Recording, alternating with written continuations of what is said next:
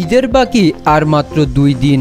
মহান আল্লাহর সন্তুষ্টি অর্জন করতে পছন্দের পশুটি কিনতে ক্রেতারা ছুটছেন বিভিন্ন হাটে। পশু কিনলেই তো হবে না, পশুটি হতে হবে নিরোগ, কাটাছেঁড়াবিহীন এবং নিখুঁত। সুতরাং পশুর বয়স, দাঁতের সংখ্যা ও চেহারা দেখে বেছে উৎকৃষ্ট পশুটি কিনতে চলে দামদরের বাকযুদ্ধ। গরু, মহিষ, ছাগল, ভেড়া থেকে শুরু করে উট কিংবা দুম্বা, যার যেমন সামর্থ্য আছে সর্বোচ্চটা দিয়ে কিনতে চাচ্ছেন তার নিজস্ব কুরবানির জন্য পশুটি।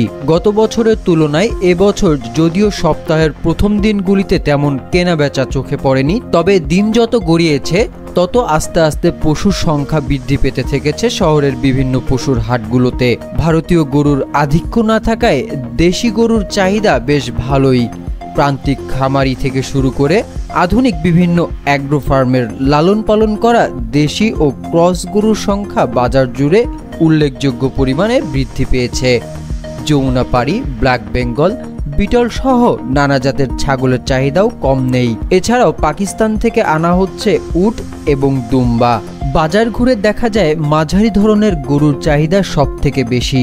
সকাল থেকে রাত সারাদিন চলছে জমজমাট কেনাবেচা। ঈদের দিন সকাল পর্যন্ত চলবে এই পশুর হাট। হাসান, প্রহর টেলিভিশন।